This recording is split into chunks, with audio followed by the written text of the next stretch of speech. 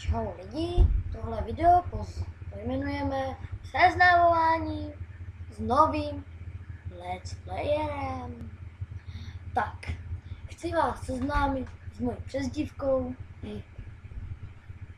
s mým jménem vás seznámím později.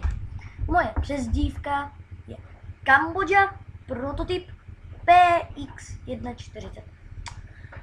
Spočívá to v tom, že to spočívá v ničem. A vlastně já budu natáčet hlavně Minecraft, Team Fortress 2, pak ještě Drakence a v neposlední řadě budem natáčet i World of Tanks a pak i ty vlogy a tak dále. Ale jde taky o to, že aby byl dobrý let's player, třeba jako gamer, potřebuju vaše odběry a potřebuju vaše lajky. Samozřejmě ty, co mi dají dislike, to jsou šunky, šourci a tak další. Ale o to mi teďka nejde. Jde hlavně o to, že bych vás potom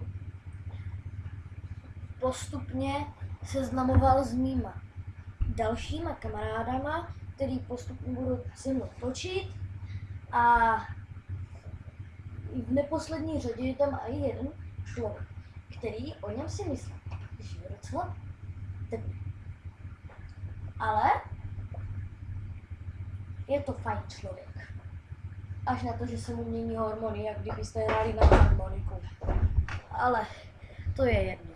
No, tak. Seznámím vás s mojí pistolkou, takže když se mi něco zadaří, tak udělám bang bang. Ale také jsem strašný úchyl. A víte na co?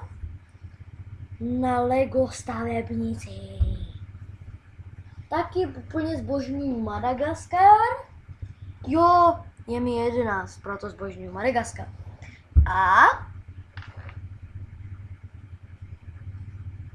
doufám, že mě neslyšíte.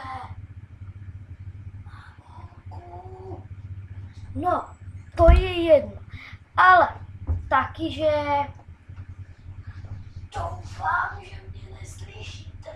Nemám žádnou. No, jsem strašný ušoun, úchyl, teplouš a teplouš ne. Ani ušoun. Ani úchyl ne. No jenom na Lego patač.